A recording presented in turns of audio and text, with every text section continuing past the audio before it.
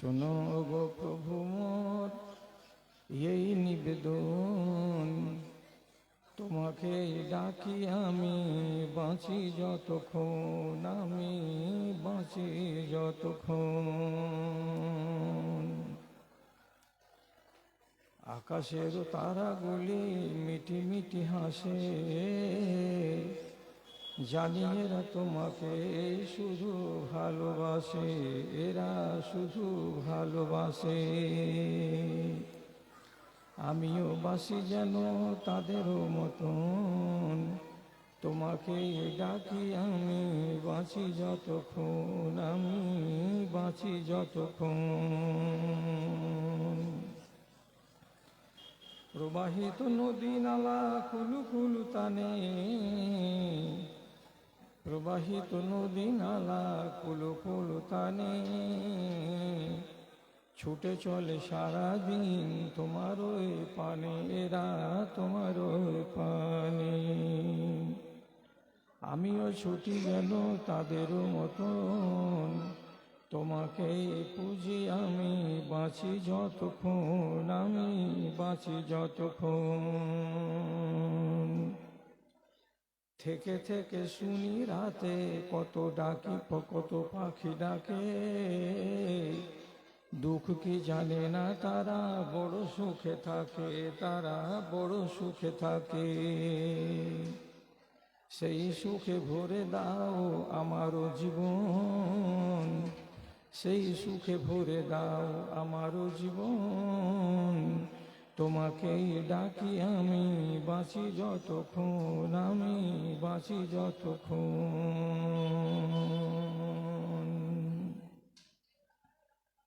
শ্রদ্ধেয় সভাপতি সাহেব, সমবেত এই এলাকার বিভিন্ন প্রান্ত থেকে, বিভিন্ন গ্রাম থেকে দিনের দরদকে বুকে নিয়ে, ইমানি জজবাকে সাথে নিয়ে উপস্থিত ধনী গরিব, শিক্ষিত অশিক্ষিত, ছোট বড় সকল শ্রেণীর আমার প্রাণের ভাই এবং বন্ধুগণ, তথা আড়ালে স্ক্রিনের সামনে বসে থাকা অবলা সরলা স্নেহের মাতা ও ভগ্নীগণ, আল্লাহ রাব্বুল আলামিনের শুকর গুজারি করছি এবং অন্তরের অন্তরস্থল থেকে আল্লাহ তাআলাকে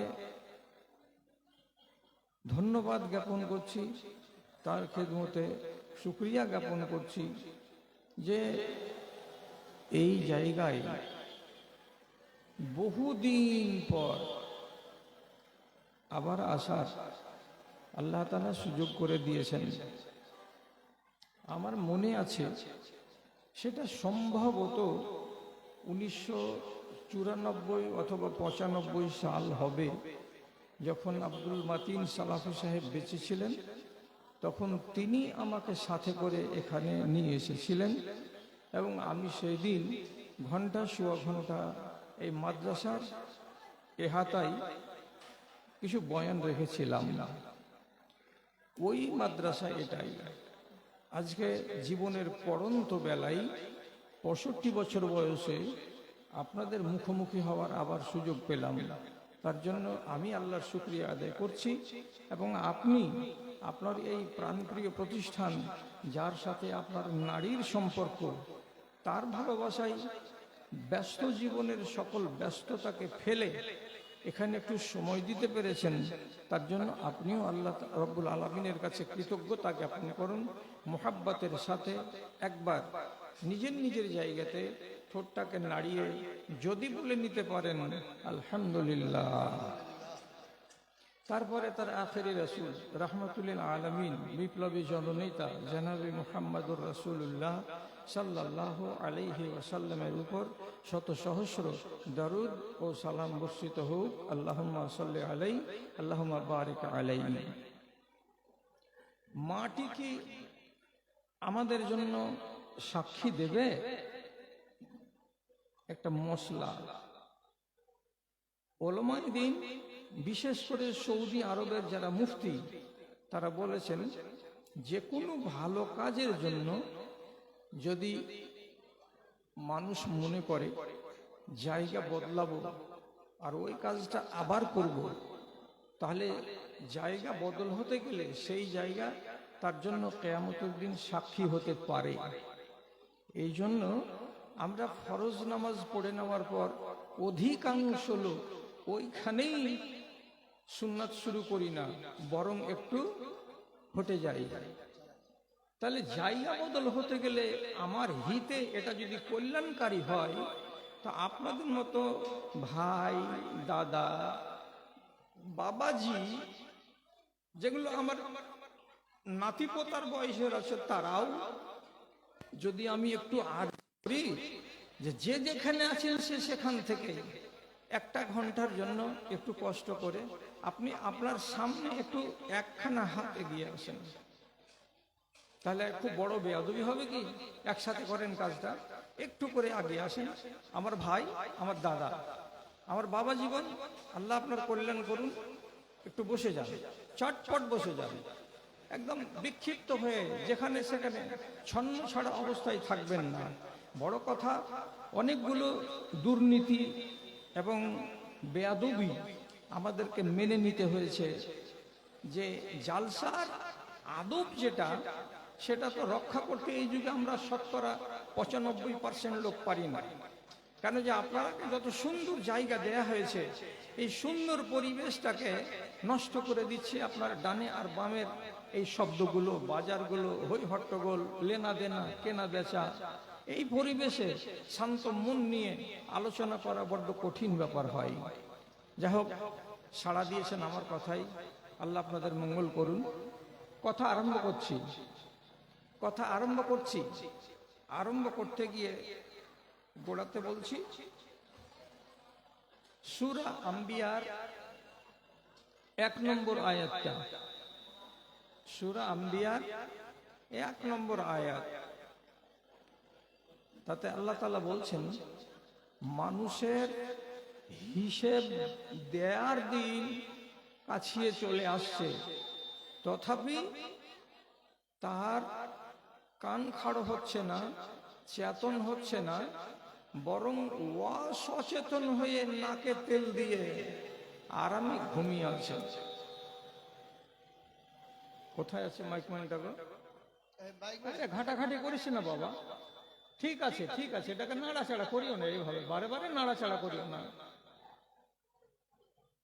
হিসেব দেওয়ার টাইম চলে আসছে, অথচ আমরা অঘোর ঘুমে পড়ে আছি। আমার ভেতরটা একবার কেঁপে উঠে না যে হিসাব লাগবে, হিসাব দিতে হবে? কেউ তো আছে যে হিসাব আমার কাছে নিবে, তা আমার কান ঘামে না। পরিস্থিতিটা এই দাঁড়িয়েছে। এর তর্জমাটা কি? এর তর্জমা হলো, ব্যাখ্যা হলো দুইটা। একগুলো লোকের বয়স হয়ে গেছে, কবরে যাবে, আর বেশি আয়ু বাকি নেই, তবুও তার ভেতরে পরিবর্তন পরিলক্ষিত হয় না। যৌবনকালে যেমন ছিল সে বেহারা এবং দিন থেকে দূরে, তেমনি বয়স প্রাপ্ত হয়ে যাওয়ার পরেও ওই বেআড়াই আছে। বেশি আল্লাহ রাব্বুল আলামিনকে ধরে শেষ বয়সে আল্লাহকে রাজি করে মরার মতো মানসিকতা দেখাতে পারছে না। এই এক। 2 নম্বর কথা, হিসাবের দিন কাছিয়ে আসছে, তার মানে কিয়ামত কাছিয়ে চলে আসছে। কিয়ামত কাছিয়ে চলে আসছে, অথচ মানুষেরা সজাগ হতে চাইছে না। এত তাড়াতাড়ি কিয়ামত চলে আসবে এটা বিশ্বাস করতে চাইছে না কেউ। কেন তাড়াতাড়ি কেন হবে? কেন বিশ্বাস হচ্ছে না আপনার যে কিয়ামত সন্নিকটে? এক গাদা লক্ষণ আছে হাদিসের ভেতরে, সেগুলোকে যদি কোনো আলেমের মুখ থেকে সিরিয়াল ওয়াইজ আপনি শুনতে পান, তাহলে অবশ্যই স্বীকার করবেন যে হ্যাঁ, কিয়ামত কাছে আসছে আর হিসাবের টাইম চলে আসছে। তবে আমি সজাগ হই না কেন? ভালো করে মনে রাখেন, বর্তমান জামানায় ধর্মকে কেনার লোক নেই, ধর্মকে বিক্রি করার লোক বেশি। আমরা ধর্মকে কেনার চেষ্টা করি না, যত দূর পারছি এই জামানার লোক ধর্মকে বিক্রি করতে পেলে সুযোগ হাতছাড়া করি না। দাদারে, ভাইরে, যেই ইসলামকে নিয়ে আজ নিজে আমি বলছি যে আমি মুসলমান, যেই ইসলামকে পেয়েছি বলে একটা ফর্ম ফিল আপ করছেন, তো সেখানে লিখছেন আপনার ধর্ম কি, তো আপনি বলছেন মুসলিম।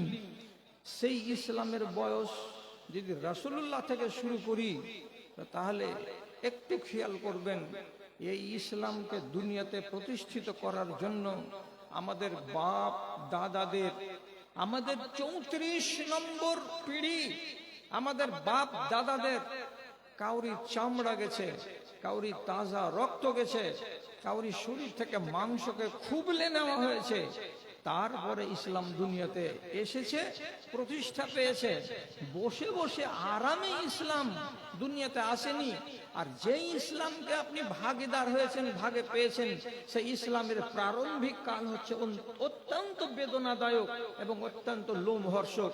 এমন ইসলামকে আপনি বাড়িতে জন্মসূত্রে পেয়েছেন, আপনার মা মুসলমান, আপনার বাবা মুসলমান, এই জন্মসূত্রে পাওয়া ইসলামকে পেয়ে আপনি নিজেকে সৌভাগ্যবান না মনে করে আপনি ইসলামকে আজকে অবজ্ঞা করছেন।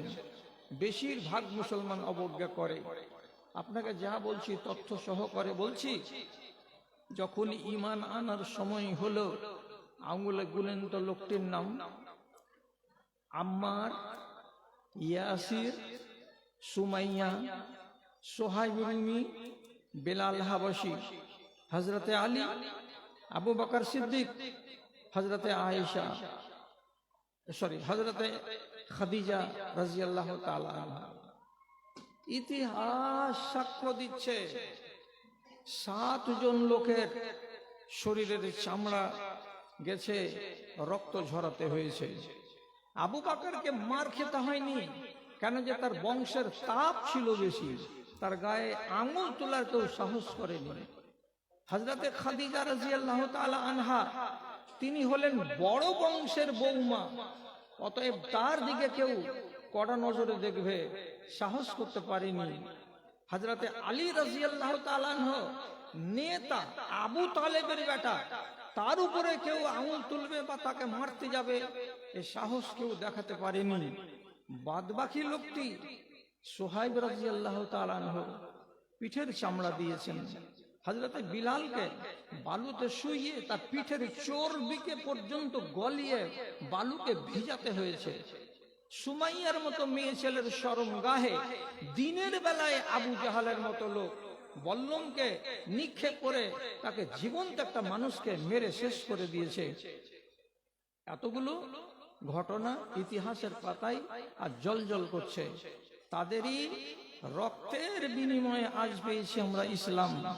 তারা শরীরের চামড়া দিয়ে, মাংস দিয়ে ইসলামকে ধরলো, আর আজ আমরা মনের হরসে ইসলামকে বিক্রি করে দিচ্ছি 3 পয়সার বদলে। আমাদেরকে একটুও ব্যথা লাগে না। খেয়াল করেন, সহি কথা বলছি আপনাকে। আম্মার বিন ইয়াসির রাদিয়াল্লাহু তাআলা আনহু 22 বছরের তরুণ নওজোয়ান, যখন ইসলাম থেকে বিমুখ হচ্ছে না, তখন মক্কার মুশরিকরা তাকে চাটায়ে লেপটিয়ে জায়গায় জায়গায় গিরা মেরে দিয়ে, তারে আবার হালকা হালকা করে অল্প অল্প করে জায়গায় জায়গায় একটু একটু করে আগুন লাগিয়ে দিয়ে তাকে ফেলে রেখেছিল বালুতে। কত ছটফট করে। প্রশ্নটা কি? যতক্ষণ তুমি মুহাম্মাদের দিনকে ছেড়ে না দেবে ততক্ষণ তোমাকে ছাড়া হবে না। কিন্তু তিনি মুহাম্মাদের দিনকে ছাড়তে রাজি হননি। শেষে 1 দিন 2 দিন 3 দিনের শাস্তি দিয়েও যখন কাজ হলো না, তখন গা থেকে সব বাঁধনগুলোকে খুলে দেওয়ার পরে লাঠির বাড়ি, কয়নার বাড়ি বাড়ি তার পিঠে আর তার আগে আর তার পিছনে সপাসপ মেরেছে, আর তাকে স্বীকার করতে বাধ্য করেছে, তুমি মুহাম্মদকে মন্দ বলবে না, বলবে না, তুমি নামি মুহাম্মাদের ধর্মকে ছাড়বে না, যতক্ষণ না ছাড়বে ততক্ষণ পর্যন্ত তোমার উপরে এই চলতেই থাকবে। শেষে লাচার হয়ে, বাধ্য হয়ে, নিজের প্রাণটাকে বাঁচাবার তাগিদে একদিন তাদের মারকে সহ্য করতে না পেরে আমার নবী মুহাম্মদ মুস্তাফা সাল্লাল্লাহু আলাইহি ওয়াসাল্লাম সম্পর্কে একটুখানি বাজে মন্তব্য করে দিলেন। একটুখানি বাজে মন্তব্য। আর বাজে মন্তব্য করাতে মারটা কমে গেল। মার যখন কমে গেল, রেহাই পেয়ে গেলেন, রাসূলুল্লাহর কাছে এসে বলছেন, আসছেন তো মুখটা ভারী, চোখের দুই কোণা দিয়ে পানি নেমে পড়ছে। তখন রাসূলুল্লাহ আম্মারের মতো যুবককে ডেকে বলছেন, একদম সহিহ হাদিস বলছে, মা ওয়ারা আকা ইয়া আম্মার, আম্মার তোমার কি হয়েছে? তোমার মতো এমন তরুণ তুর্কি নওজওয়ান কাঁদে কেন?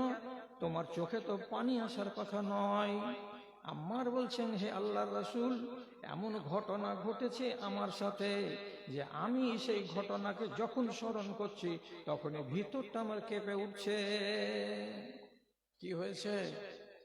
তো বলছে, নীল তো মিনকা মা, নীল তো, আমি নিজের জান বাঁচাবার তাগিদে, মুশরিকদের মার থেকে নিজেকে রক্ষা করার তাগিদে আপনাকে মন্দ বলেছি, এবং তাদের যেগুলো মাবুদ লাত, উজ্জা, মানাত, এগুলোকে ভালো বলেছি। তাহলে আল্লাহকে বাদ দিয়ে যদি নকল খোদাকে আমি ভালো বলে থাকি, আর আপনার মতো রহমাতুল্লিল আলামিন, আপনার মতো নবীকে যদি মন্দ আমি বলে থাকি, তাহলে আম্মারের ঈমান কোথায়? আম্মার তো শেষ বরবাদ হয়ে গেছে। তার জন্য ঈমান নষ্ট হওয়ার ভয়ে কান্না করছি, কি করলাম, জীবনটাকে বেকার করে দিলাম। রাসূলুল্লাহ বলছেন, খুব মারছিল, খুব পেটাচ্ছিল? জি পেটাচ্ছিল। পিঠে দাগ দেখেন কত। রাসূলুল্লাহ যখন সচক্ষে দেখলেন তখন তাকে একটা সার্টিফিকেট দিলেন, কেউ সন্দেহ করিয়েন না। কি সার্টিফিকেট? ইন আদু উদ, তোমার অন্তরটা যদি মজবুত থাকে এক আল্লাহর উপরে, তোমার অন্তর যদি মজবুত থাকে আমি নবী হিসাবে আমার উপরে, সন্দেহ যদি যাররা পরিমাণে না থাকে, তাহলে নিজের পিঠের মারটাকে বাঁচাবার জন্য কাল কেউ যদি তোমাকে এইরকম শর্ত দেয় যে মুহাম্মদ সাল্লাল্লাহু আলাইহি সাল্লামকে মন্দ বলো এবং তাদের খোদাগুলোর তুমি প্রশংসা করো, তাহলে আবার তুমি এটাই করে দেবে, রব্বুল আলামিন তোমার জন্য রতি পরিমাণে পাপ লিখবে না। জানেন যে আল্লাহ তাআলা তোমার অন্তরটা কিন্তু আল্লাহর উপরে একান্ত বিশ্বাসী। চিন্তা করিও না কত মার খেতে হলো, তারই আমরা উত্তরসূরি আজকে। আপনি কটা মার খেয়েছেন ইসলামকে প্রতিষ্ঠা করার জন্য? আমাদের কি গা থেকে রক্ত ঝরেছে কোনোদিন কাউরি ইসলামকে বাঁচাবার জন্য? না, ঝরেনি। তাহলে এই যে পড়ে পাওয়া জিনিস, মায়া মমতা কম, এটাই বাস্তবে দাঁড়িয়েছে। অথচ এতদিন চলে গেল, মানুষেরা সম্মানের সাথে ইসলামকে মুসলমান হিসাবে তারা অক্ষরে অক্ষরে মেনে কাল কাটালো, জীবন কাটালো। আরে 20 শতাব্দীকে অতিক্রম করার পর 21তম শতাব্দীতে এসে দুনিয়াতে যতগুলো মুসলমান আছে তাদের দিকে দেখতে গেলে বড় আফসোস লাগে।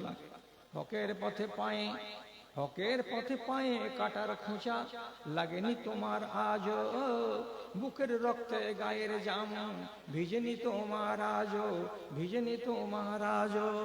রসের কথাই বন্ধুকে নিয়ে অনেক হেসেছো জানি, রসের কথাই বন্ধুকে নিয়ে অনেক হেসেছো জানি। কবর দেখিয়া পানি 2 ফোঁটা ঝরেনি তোমার আজও, ঝরেনি তোমার আজও। বাহির তো মাঝো রাত আর দিন তেল ও সাবুন দিয়ে, বাহির তো মাঝো রাত আর দিন তেল ও সাবুন দিয়ে। বলো না মনের কালি মুছা কেন হয়নি তোমার আজও, হয়নি তোমার আজও।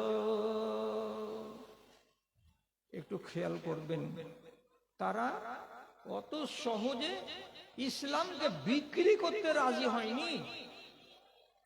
আলেমে দ্বীন আছেন স্টেজে, তাদেরকে সাক্ষী করে বলছি, আর আমি যাহা তাহা কথা বলে দিয়ে আমি চলে যাব এরকম কথাটা বলছি না। হযরতে খাব্বাব ইবনে আরিফ, তার পিঠের চামড়া গেল, মার খেলেন প্রচন্ড। শেষে সহ্য করতে না পেরে একদিন রাসূলুল্লাহ কাবার প্রাঙ্গণে বসে আছেন। তখন মনের জ্বালায় আল্লাহ পাকের রাসূলের কাছে গিয়ে 2টো আরজি জানিয়ে বলছেন, আলা তাস্তানসিরু লানা, আলা তাদুলানা, এ আল্লাহ পাকের রাসূল, আপনি কি আমাদের জন্য দোয়া করবেন না? আপনি কি আমাদের জন্য আল্লাহ রাব্বুল আলামিনের কাছ থেকে সাহায্য চাইবেন না? কত নিপীড়ন সহ্য করব, কত অন্যায় সহ্য করব, কত জুলুম আর সহ্য করতে হবে। আবু যার মার খেয়ে পিঠের চামড়া দিল, বিলাল হাবাসি তাকেও নিজের শরীরের চর্বি দিতে হলো। চোখের সামনে চলে গেল ইয়াসির, চোখের সামনে চলে গেল তার বিবি সুমাইয়া, চোখের সামনে দেখতে পাচ্ছি এই নওজোয়ান ভাই, তাকে দিবানিশি মেরে মারা হচ্ছে, পেটা হচ্ছে। কতদিন আর কতদিন আমাদের সহ্য করতে হবে? আপনি একটু দোয়া করুন না আল্লাহ তাআলার কাছে, যাতে আমাদের মাথার উপর থেকে বিপদ খণ্ডে যায়। কতটা নির্যাতন হয়েছিল যে বাধ্য হয়ে রসুলকে কথা বলতে গেলেন। তখন রসুল্লাহ কোনো জবাব না পেয়ে তাকে সান্ত্বনা দিতে গিয়ে বলছেন, বাবা রে, একটা কথা শুনেন, লাকাদ কানা মান কানা ক্বাবলাকুম, তোমাদের আগে একগুলো লোক এ দুনিয়া থেকে চলে গেছে, আল্লাহকে এক বলে মানার কারণে তাদেরকে জমিনে গাড়া খুঁড়ে দিয়ে কোমর পর্যন্ত পুঁতে দেওয়া হয়েছে। তাদের মাথার উপরে আড়ি মাঝখানে রেখে দিয়ে কাঠকে যেমন চিড়ে দেওয়া হয়, অমনি করে তাদের মাথাকে আড়ি দিয়ে চিড়ে বুক পর্যন্ত, পেট পর্যন্ত চিড়ে তক্তার মতো করে দুখান করে দিয়েছে। এবং এমন কিছু লোক আছে ঈমান আনার কারণে তাদের মাথার এই যে কালো কালো চুলগুলো আছে, চুলের মাঝে মাঝে যেমন চিরুনি করি, কাকই করি, এরকম লোহার কাকই দিয়ে, লোহার চিরুনি দিয়ে দিনের বেলায় আঁচড়িয়ে আঁচড়িয়ে মাথার চুলগুলোকে সবকে খুবলে খুবলে নিচে নিয়েছে। তথাপি সেই যুগের মানুষেরা ঈমান থেকে সরেনি, আল্লাহর দ্বীন থেকে সরেনি। তো অত কঠিন আযাব তোমাদের কাছে আসেনি। তারা সবুর করে যদি দ্বীনের উপরে কায়েম থাকতে পারে, তো তোমরা কেন তার থেকে 0.5% কষ্টকে সহ্য করে দ্বীনের উপরে কায়েম থাকতে পারবে না? তাসাল্লি হলো। এই লোকটা, ইনি ছিলেন একজন কামার, উনার ছিল লোহার ভাট্টি, ফাল বুড়াতেন, চাকু, তরবারি, তীর তৈরি করতে জানতেন। তৈরি করছেন, পাশের কার এক তার সেই যুগের জাহিলিয়াতের যুগের বন্ধু, তার নাম হলো আস বিন ওয়াইল। আজকে একগুলো তীর বানিয়ে নিয়ে গেল, 7 দিন পরে এখানে তরবারি বানিয়ে নিয়ে গেল, 15 দিন পরে এখানে চাকু বানিয়ে নিয়ে গেল। বিল, টাকা পয়সা, যখনই বিলের কথা বলা হয় তার বলে আরে দিয়ে দিব একসাথে, তুমি মনে করে রাখো, আর দিয়ে দিব একসাথে, মনে করে রাখো। এইভাবে মনে করে রাখো, মনে করে রাখো বলে তাকে ডিলে করতে থাকে। যখন টাকা অনেকটি হয়ে গেল, তখন তিনি একদিন বলছেন, ভাই আমি তো একটা গরিব মানুষ, আমি এভাবে ফাল পিটাই, লোহা লাকড়কে পুড়িয়ে অস্ত্র তৈরি করি, তীর তৈরি করি, তো তার বিনিময়ে 1 শাক খেজুর পাই, 2 শাক খেজুর পাই, এতে আমার সংসার চলে। তা আপনার বাকির খাতাটা যে লম্বা, আপনি টাকাটা কখন দিবেন? তখন আস বিন ওয়াইল বলছে, টাকা, টাকা তুমি বলছো, টাকা তুমি পাবে, তবে শর্ত হলো একটা, আমার শর্ত যদি পূরণ করতে পারো তবে টাকা দেব, শর্ত যদি পূরণ করতে না পারো তাহলে টাকা পাবে না। টাকাটা নেওয়ার জন্য তখন খাব্বাব ইবনে আরেদ বলছেন, বলেন কি শর্ত আমাকে মানতে হবে?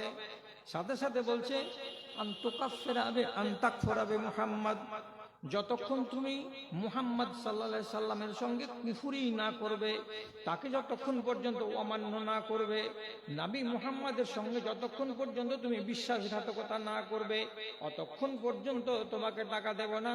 তুমি বাপের ধর্মে ফিরে চলে এসো, আমার জাত, তুমি আমার জাতে চলে এসো, আর যত টাকা আছে সব তোমাকে শোধ করে দেব, আমি একটাও টাকা বাকি রাখবো না।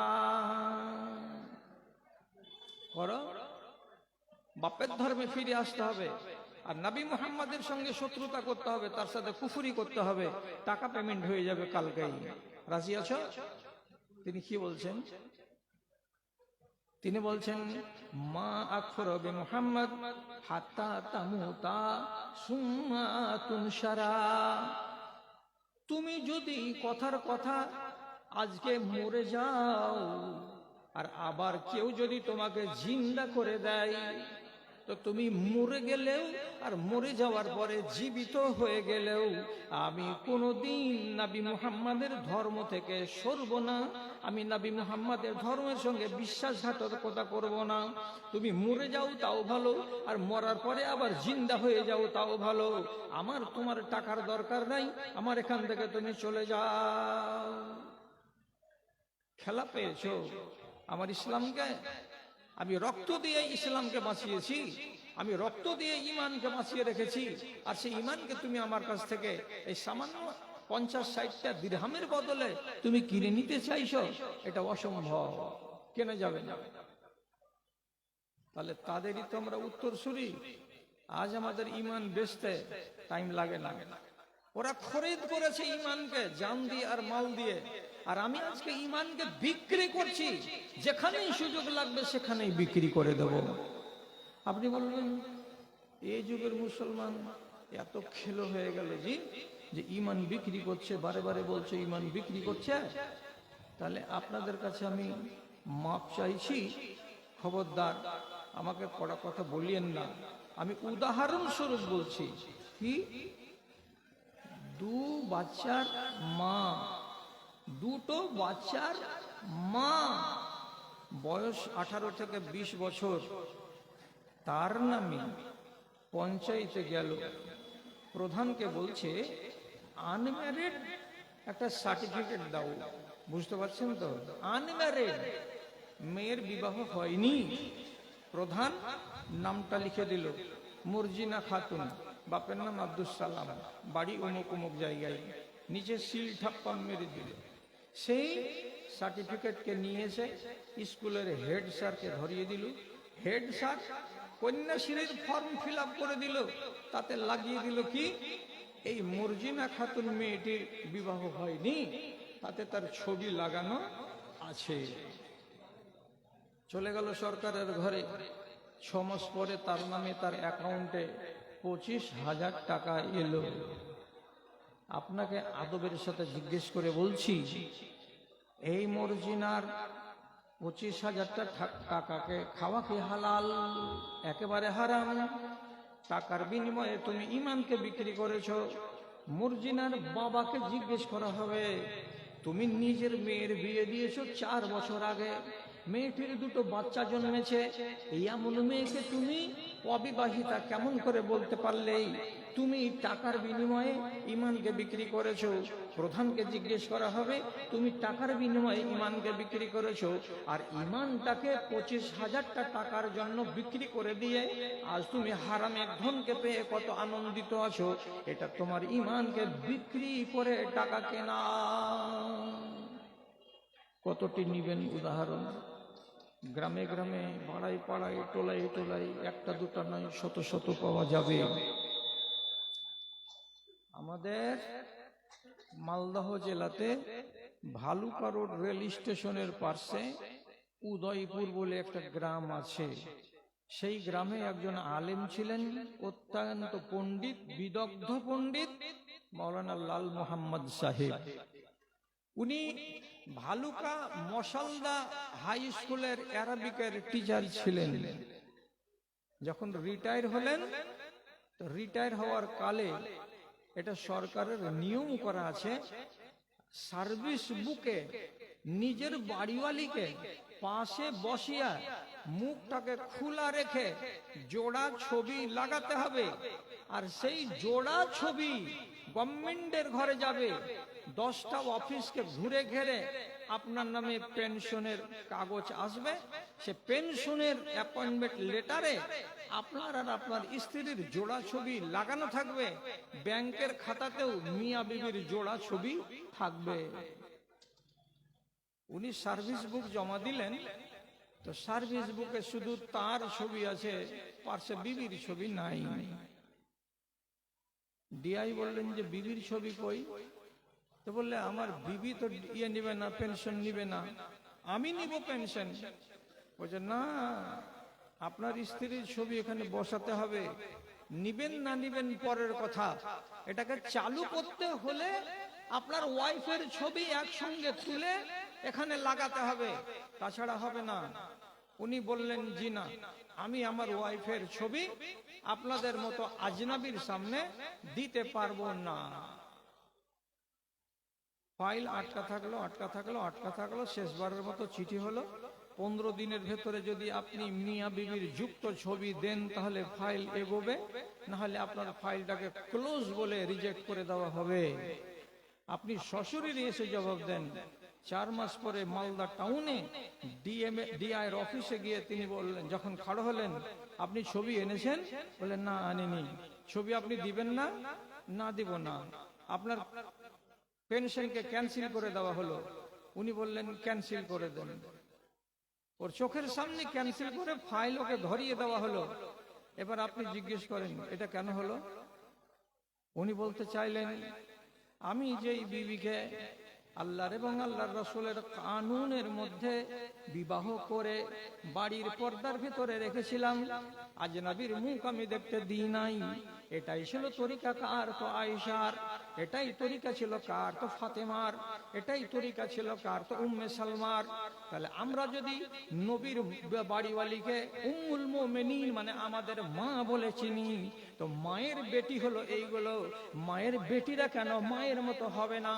ওরা যদি মুখ না দেখায় কাউকে, তো আমার বাড়িওয়ালি কেন মুখ দেখাতে যাবে?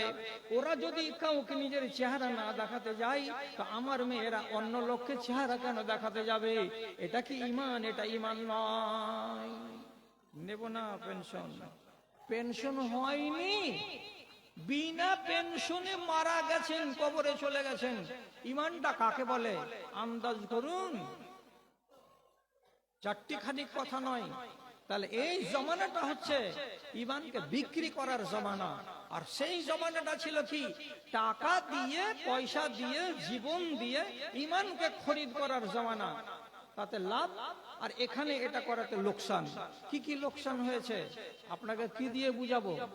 সুহাইব রুমির মতো একটা লোক রুম দেশ থেকে এসে একটা বালক গোলাম হয়ে গেছিল। লোকেরা তাকে চুরি করে নিয়ে গিয়ে বাজারে বিক্রি করে দিয়ে তাকে গোলাম বানিয়ে দিল, দাস বানিয়ে দিল। সেই ছেলেটা মক্কার মাটিতে থেকে ঈমান কবুল করলো, পিটন খেলো লম্বা চওড়া। তারপরে আর একদিন ব্যবসা বাণিজ্য করে টোরে কিছু টাকা পয়সা হলো। রাসূলুল্লাহ যখন 13তম বছরে হিজরত করে মক্কা থেকে মদিনা চলে গেলেন, তখন হযরতে সুহাইব রুমি বলছেন, আমিও মদিনা চলে যাব। দিনের বেলায় 3টা-4টা উটের পিঠে বস্তা চাপিয়ে যা ছিল তার সোনা আর দানা আর কাপড় আর অন্যান্য আসবাবপত্র ব্যবসা বাণিজ্যের সব থেকে নিয়ে উনি চলে যাচ্ছেন মক্কা ছেড়ে মদিনায়।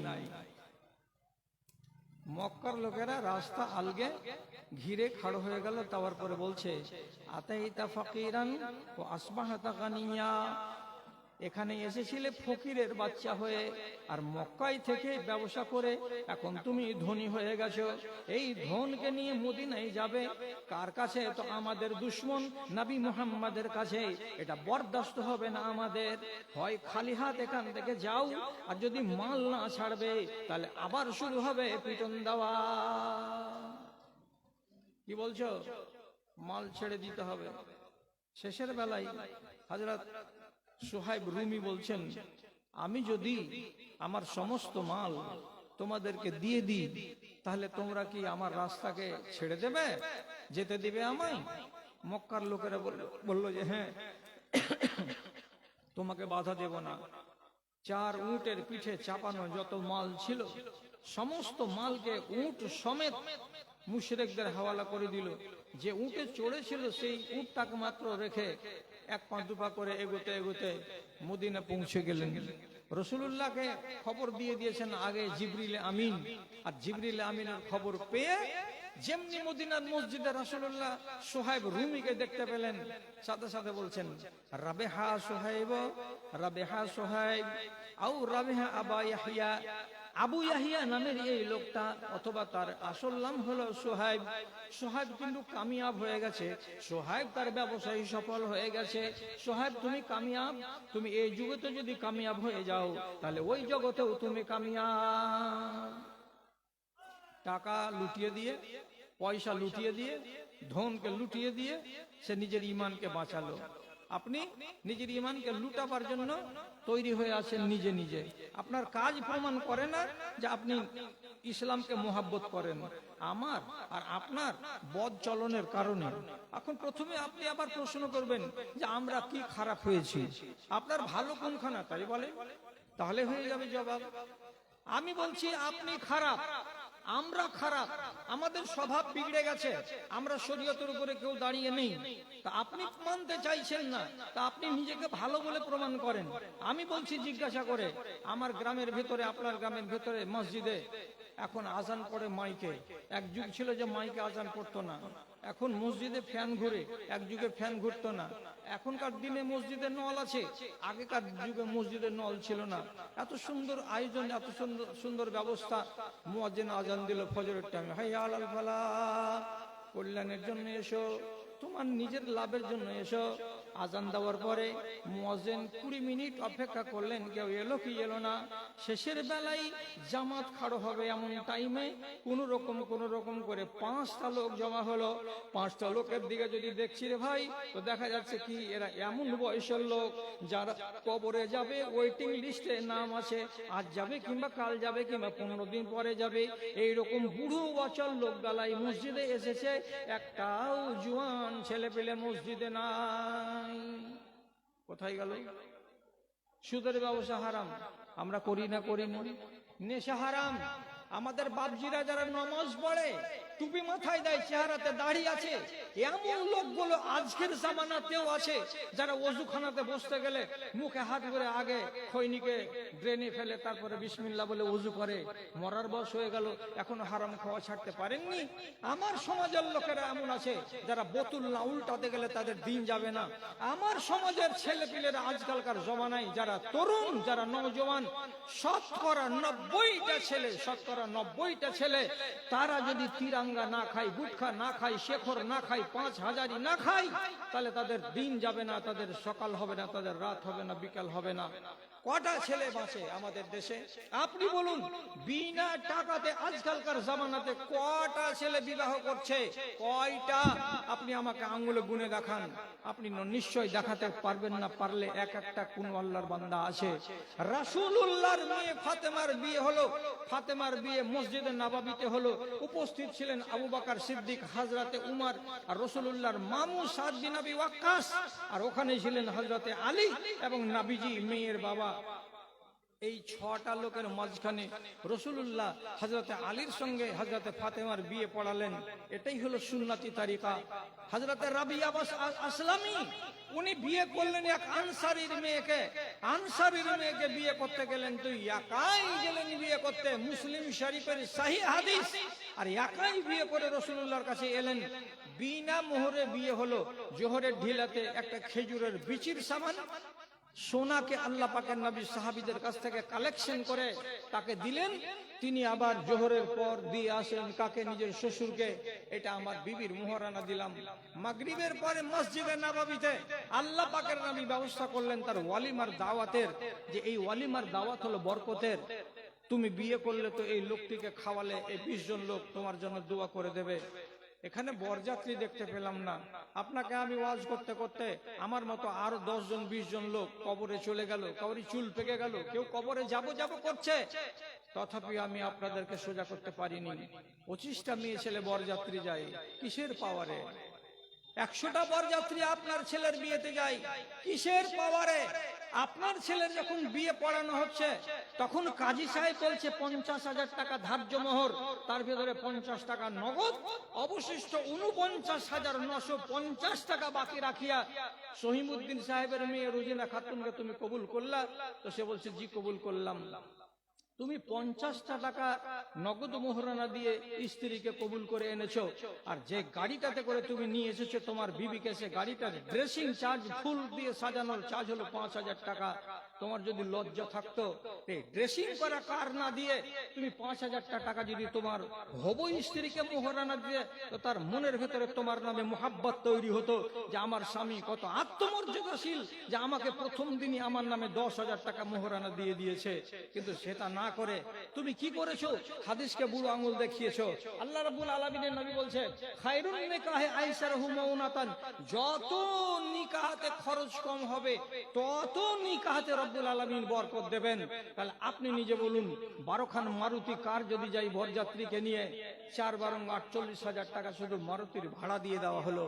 যদি ওই বাড়িতে 100 জন বরযাত্রী খেয়ে আসে, আপনার বাড়িতে যেদিন কালকের দিন জাফত হবে, এটা তো ওয়ালিমা, ওয়ালিমার দাওয়াত তো বিনা পয়সাতে খাবে গ্রামের লোক এবং মেহমানেরা, আর আপনার ছেলেকে দোয়া দিয়ে যাবে।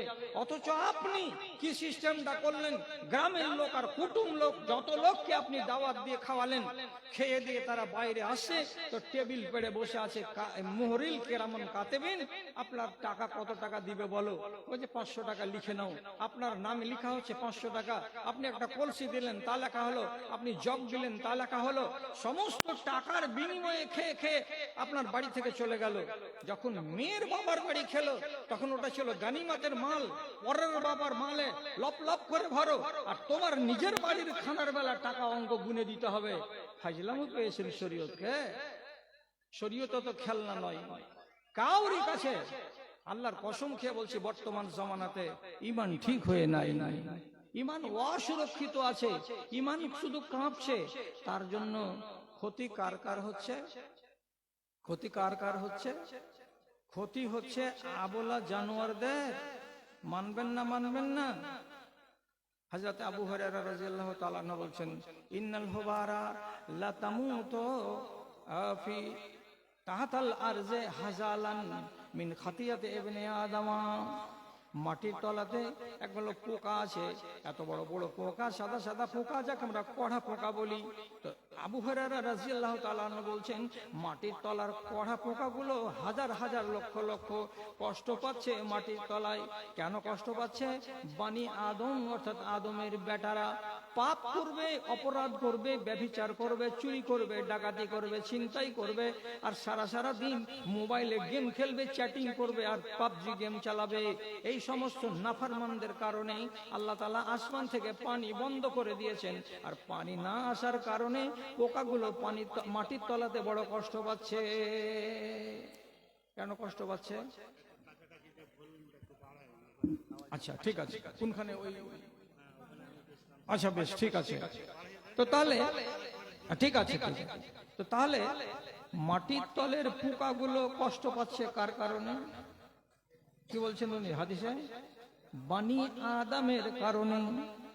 আপনি যদি পাপ না করেন তো পানি বন্ধ হবে না, আমার পাপের কারণে পানি বন্ধ হয়ে যায়। হাদিসের ক্ষেত্রে রব্বুল আলামিন বলছেন, নবী বলছেন, লাউলাল বাহাইমু লামা ইউনতিরু।